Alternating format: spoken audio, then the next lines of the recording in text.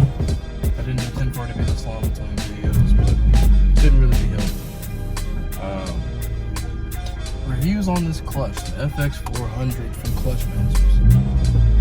In short, it's a beast of a clutch. I mean, in all honesty, this is probably one of the better projects I've done.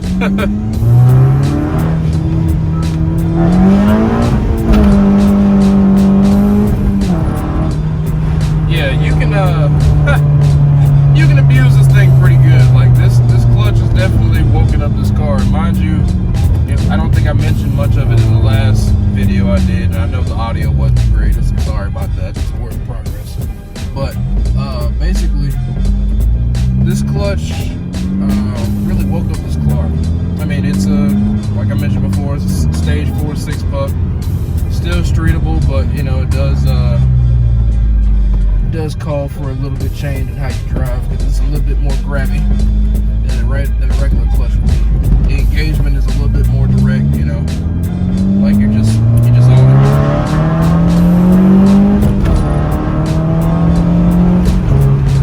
You know, it don't really take much. I mean, it's on and off.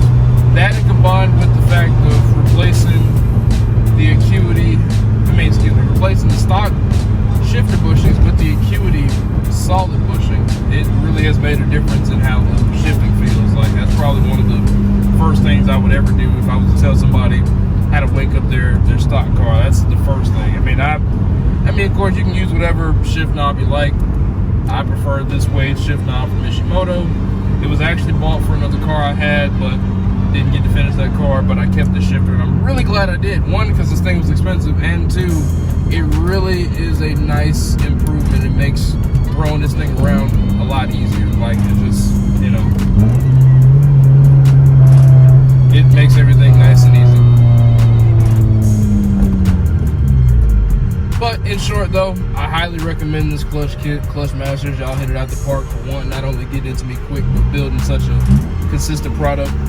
I know a big thing with 9th gens in particular that a lot of people worry about when they do aftermarket clutches is the fact that if you try to use a lightened flywheel or a flywheel that doesn't match the weight of the stock flywheel, you have to get it reflashed or you're going to have the check engine light because of the knock sensor issue.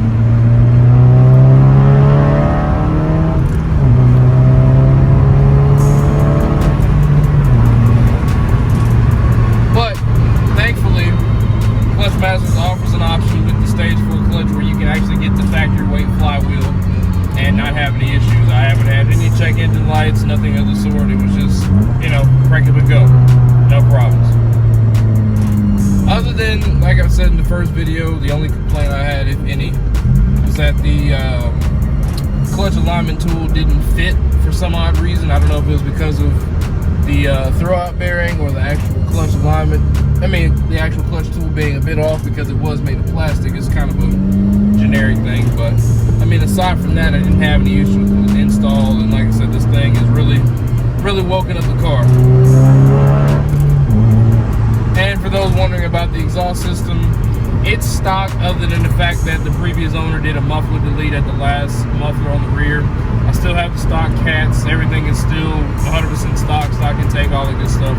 Only thing that's really changed, like I said, is the clutch, the acuity shifter bushings, the acuity shifter mount bushings, and yeah, that's it. I'm just enjoying the car.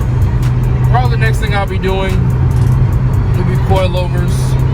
I'm considering going up to a bigger brake kit, and then from there, probably going to replace the axles, and then we'll be looking at getting a supercharger kit. So that's that. Hopefully I can come back with something interesting. Probably the next video will be the coilovers getting installed. Definitely going to be doing a little bit of a vlog of getting the AC fixed in this thing because the press has been shot for like 5 months. Long story behind that. I'm sure I'll get around to explaining that in the next video. But anyway, thank you guys for checking in, and we're going to ride out.